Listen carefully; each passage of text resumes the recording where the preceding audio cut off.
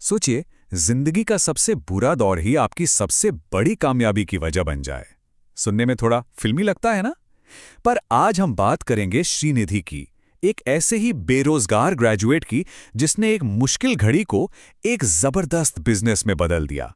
तो आइए देखते हैं कि ये सब हुआ कैसे, कहां से शुरू हुई ये कहानी, कैसे एक छोटी सी चिंगारी ने एक बड़े बिजनेस की आग लगा दी। चलिए इस सफर के हर मोड़ को समझते हैं। तो कहानी की शुरुआत किसी बड़े बिजनेस प्लान से नहीं होती, नहीं। इसकी शुरुआत होती है घर पर सुने गए कुछ ऐसे शब्दों से जो दिल पर लग गए। ग्रेजुएशन के 3 साल हो चुके थे और श्रीनिधि के पास कोई नौकरी नहीं थी। घर पर पिता का दबाव बढ़ता जा रहा था। वो रोज ताने देते, दोस्तों से तुलना करते जो कमाकर घर पैसे भेज रहे थे। और बस यही वो पल था जब श्रीनिधि टूट गया। उस रात शर्म और गुस्से में उसने एक सूटकेस पैक किया, अलमारी से अपने पिता की पूरे महीने की तनख्वाह उठाई और बिना किसी को कुछ बताए आधी रात को घर से निकल पड़ा। उसे नहीं पता था वो कहाँ जा रहा है, बस जो पहली बस दिखी उसमें चढ़ गया।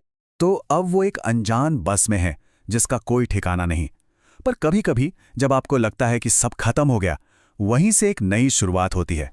देखते हैं कैसे। वो बस जाकर रुकी काकीनाडा में, एक ऐसा शहर जहां श्रीनिधि किसी को नहीं जानता था। एक तरह से ये अच्छा ही था, कोई दोस्त नहीं, कोई रिश्तेदार नहीं, मतलब जज करने वाला कोई नहीं था। एक बिल्कुल नई शुरुआत।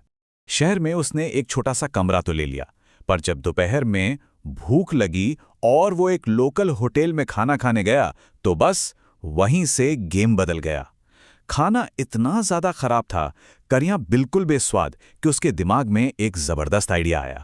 अब देखिए, आइडिया तो बहुत लोगों को आते हैं, पर असली खेल है एक्शन लेने का। और श्रीनिधि ने बिल्कुल भी देर नहीं की। उसने फौरन अपने आइडिया पर काम करना शुरू कर दिया। जो पैसे वो घर से लाया था उसमें से करीब 15,000 रुपए निकाले। एक गैस सिलेंडर, कुछ बर्तन और ताज़ा सब्जियां खरीदी। उसे अपनी माँ के हाथ का खाना बनाना याद था। बस उन्हीं रेसिपीज के सहारे उसने कुछ करियां तैयार की और एक छोटा सा स्टॉल लगा लिया। और पता है क्या हुआ? सिर्फ 3 घंटे में उसका सारा खाना बिक गया, सब कुछ।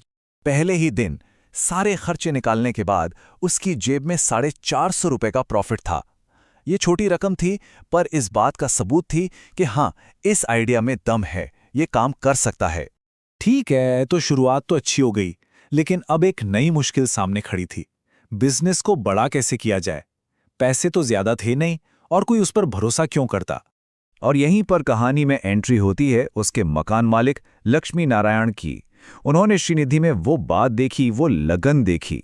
उन्होंने उसे 30,000 रुपए का लोन देने का फैसला किया, लेकिन शर्तें काफी सख्त थीं।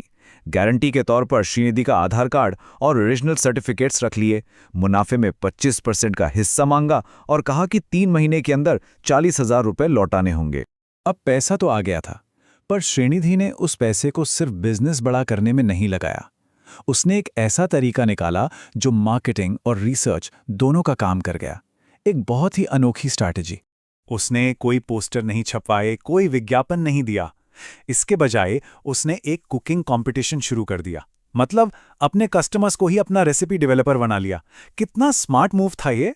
कॉन्टेस्ट का नाम था कोकोनट रेसिपी कॉन्टेस्ट। चैलेंज था कि नारियल का इस्तेमाल करके कोई नई डिश बनानी है और रेसिपी को व्हाट्सएप पर भेजना है।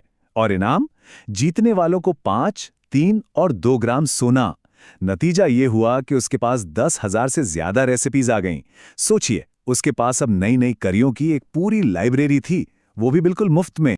तो इस पूरी कहानी का सबसे खूबसूरत हिस्सा अब आता है। कैसे ये पूरा सफर घूमकर वापस वहीं पहुंचा जहां से सब शुरू हुआ था।